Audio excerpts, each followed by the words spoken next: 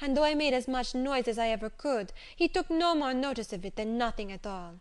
There he stood, shaking me in that manner, as if he were doing it for a wager. I'm determined, if it costs me all my fortune, I'll see that villain hanged. He shall be found out, if there's e'er a justice in England.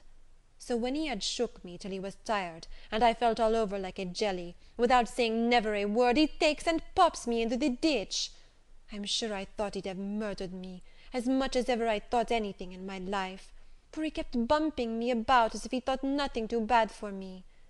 However, I'm resolved I'll never leave my purse behind me again, the longest day I have to live. So when he couldn't stand over me no longer, he holds out his hands again for my money, but he was as cunning as he could be, for he wouldn't speak a word, because I shouldn't swear to his voice. However, that shan't save him, for I'll swear to him any day in the year, if I can but catch him. So when I told him I had no money, he fell to jerking me again, just as if he had but that moment begun. And after that, he got me close by a tree, and out of his pocket he pulls a great cord.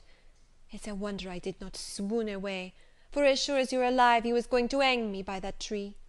I screamed like anything mad, and told him if he would but spare my life, I'd never prosecute him, nor tell anybody what he'd done to me.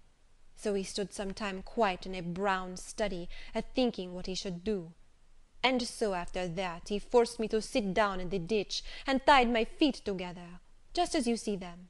And then, as if he had not done enough, he twitched off my cap, and without saying nothing, got on his horse and left me in that condition, thinking, I suppose, that I might lie there and perish. Though this narrative almost compelled me to laugh, yet I was really irritated with the Captain for carrying his love of tormenting, sport he calls it, to such barbarous and unjustifiable extremes.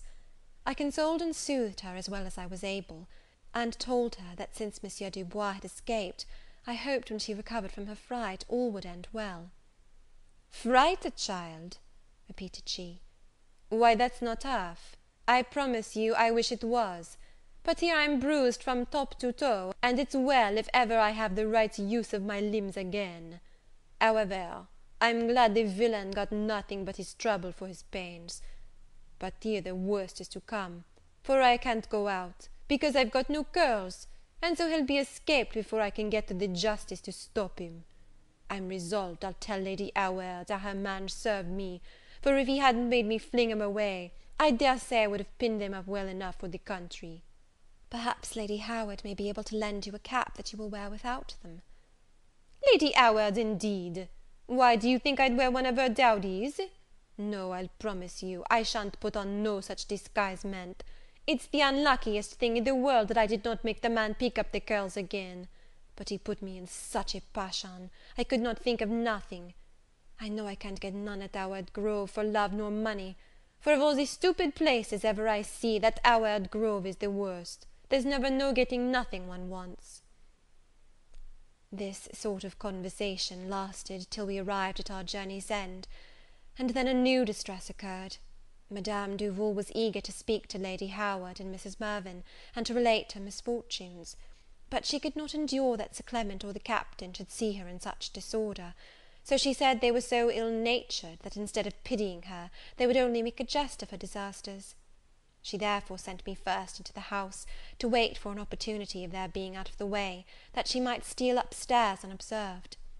In this I succeeded, as the gentlemen thought it most prudent not to seem watching for her, though they both contrived to divert themselves with peeping at her as she passed. She went immediately to bed, where she had her supper. Lady Howard and Mrs. Mirvan, both of them very kindly, sat with her, and listened to her tale with compassionate attention, while Miss Mirvan and I retired to our own room, where I was very glad to end the troubles of the day in comfortable conversation. The Captain's raptures during supper at the success of his plan were boundless. I spoke afterwards to Mrs. Mirvan with the openness which her kindness encourages, and begged her to remonstrate with him upon the cruelty of tormenting Madame Duval so causelessly.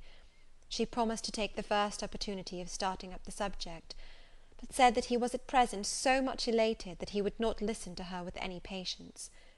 However, should he make any new efforts to molest her, I can by no means consent to be passive. Had I imagined he would have been so violent, I would have risked his anger in her defence much sooner. She had kept her bed all day, and declares she is almost bruised to death.